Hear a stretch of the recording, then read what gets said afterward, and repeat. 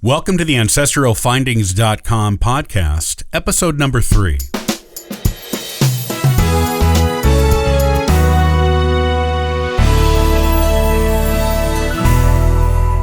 Are you just getting started looking for marriage records in your genealogy research and need some help finding them? In this episode, I'll talk about the best places to look. Marriage records are one of the 3 main types of vital records you need to have in your genealogy collection, birth and death records being the other 2.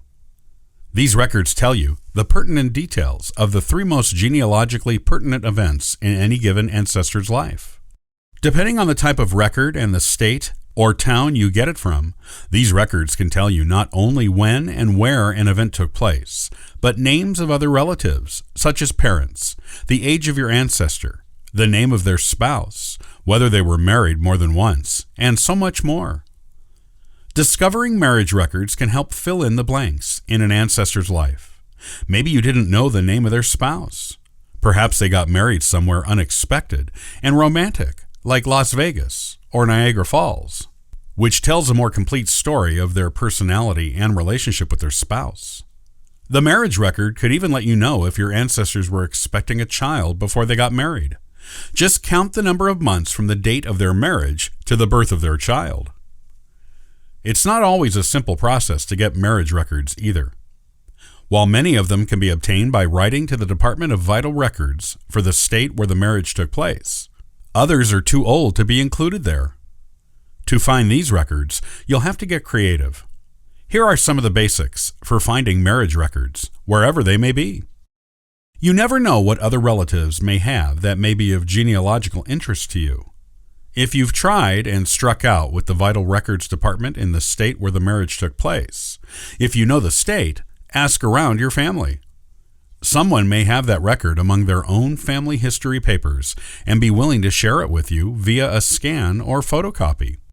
If they don't have the record or a certificate of the marriage, they might have a family Bible record of the occasion.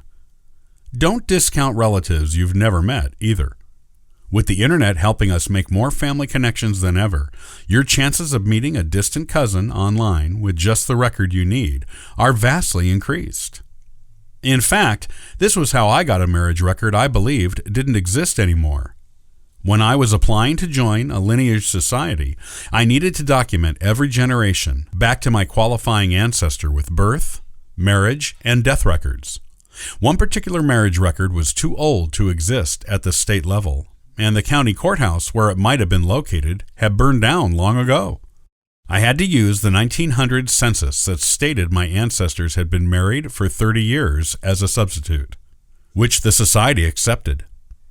Years later, I met a cousin from that side of the family online, and we exchanged some emails. She ended up sending me photocopies of photos I'd never seen before. That's genealogy gold right there, as well as a photocopy of the marriage certificate of those particular ancestors.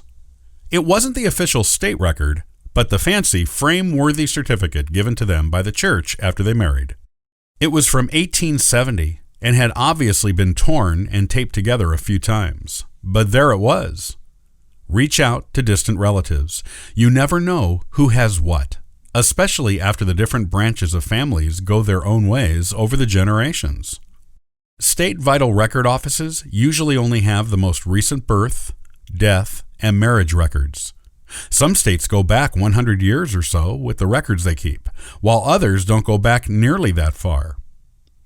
If you believe a record exists or should exist, try discovering the county or town where the marriage took place. Then, either write or visit the county courthouse or town clerk. Counties and towns usually keep records going back to the founding of that place. If the record still exists, you'll find it there. I discovered this purely by accident when I was first starting out doing genealogy.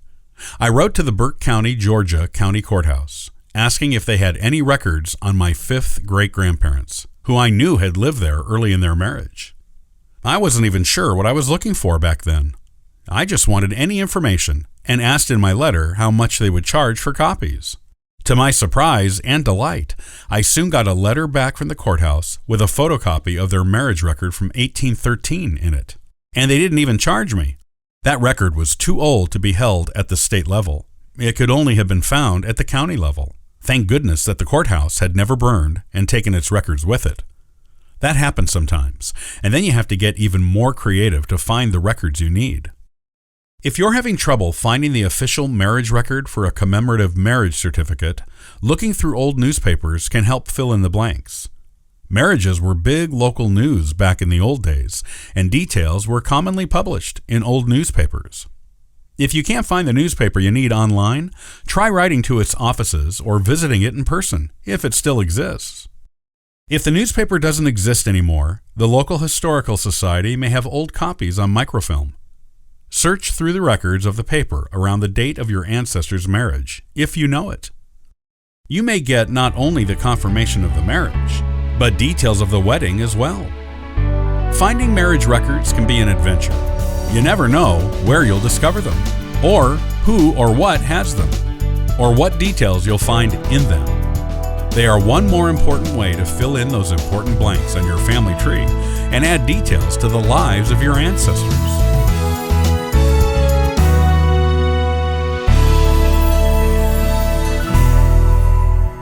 Are you planning a genealogy trip to discover more about your ancestors? Stay tuned to the next AncestralFindings.com podcast, and I'll talk about how to plan in advance so you get the most out of your travels.